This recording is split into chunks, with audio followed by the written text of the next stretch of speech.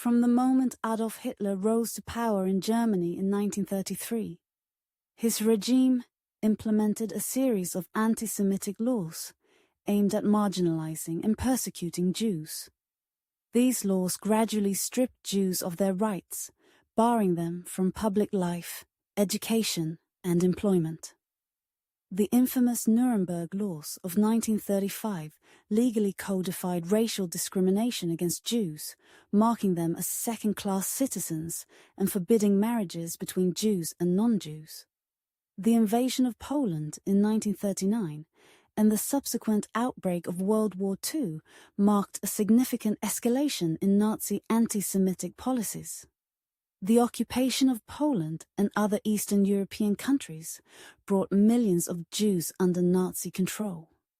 Initially, the Nazis experimented with various methods of mass murder and repression, including forced labor, ghettos, and mass shootings.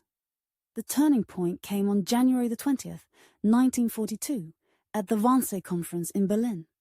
This meeting of senior Nazi officials, chaired by SS officer Reinhard Heydrich, formalized plans for the final solution to the Jewish question.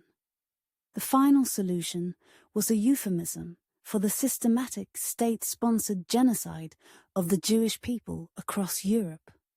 Reinhard Heydrich, one of the main architects of the Holocaust, outlined the plan to deport Jews from all over Europe to extermination camps in occupied Poland. These camps were specifically designed for mass murder on an industrial scale. Heydrich's meticulous planning ensured that the final solution would be carried out with chilling efficiency.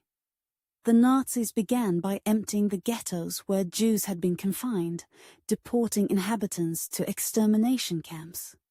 Packed into overcrowded cattle cars without food, water, or sanitation, many died en route. Those who survived the journey faced immediate death or forced labor upon arrival.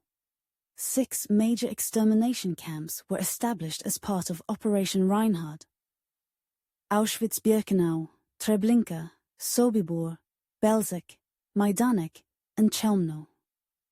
These camps were equipped with gas chambers and crematoria to facilitate mass murder.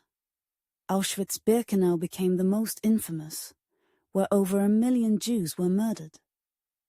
Upon arrival at an extermination camp, Jews were typically subjected to a selection process.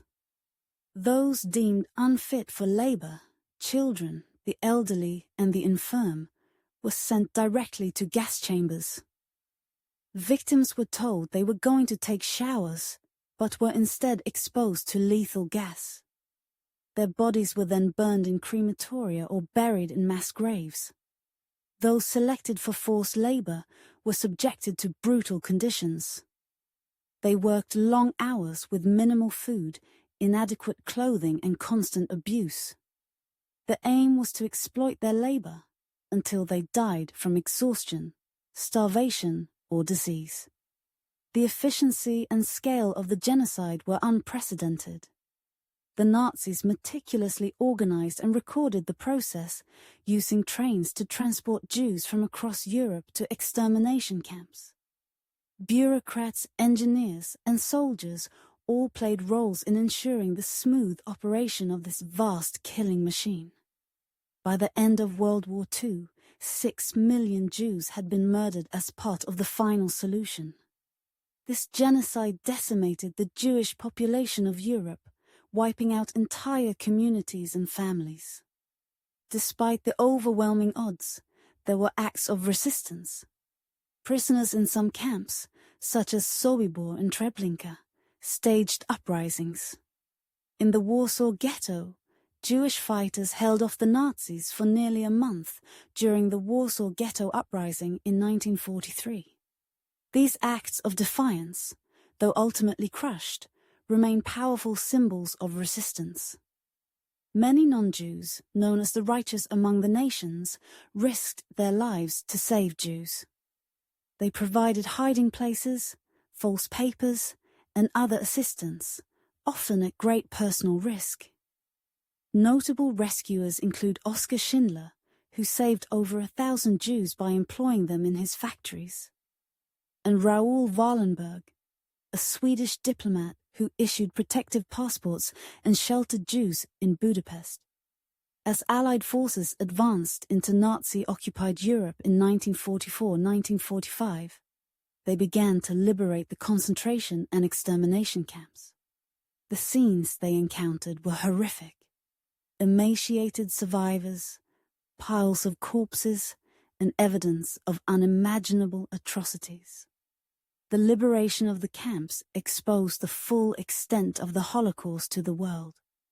After the war, key Nazi leaders were prosecuted at the Nuremberg trials for war crimes and crimes against humanity.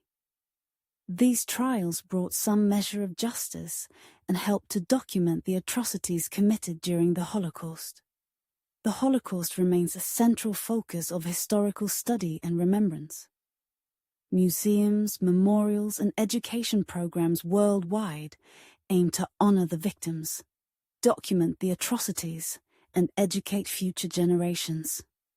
Yad Vashem in Jerusalem, the United States Holocaust Memorial Museum in Washington, D.C., and Auschwitz-Birkenau Memorial and Museum in Poland are among the key institutions dedicated to preserving this history. The phrase, "never again," has become a rallying cry for Holocaust remembrance, emphasizing the need to prevent such atrocities from occurring in the future. It serves as a reminder of the importance of vigilance against hatred, bigotry, and totalitarianism. The final solution stands as one of the darkest chapters in human history. It was a systematic, state-sponsored genocide that sought to annihilate the Jewish people. The horror and scale of the Holocaust are almost incomprehensible, but the resilience and courage of those who resisted and survived offer a powerful testament to the human spirit. Remembering and learning from this atrocity is essential to ensuring that such horrors are never repeated, and that we remain committed to justice, tolerance, and humanity.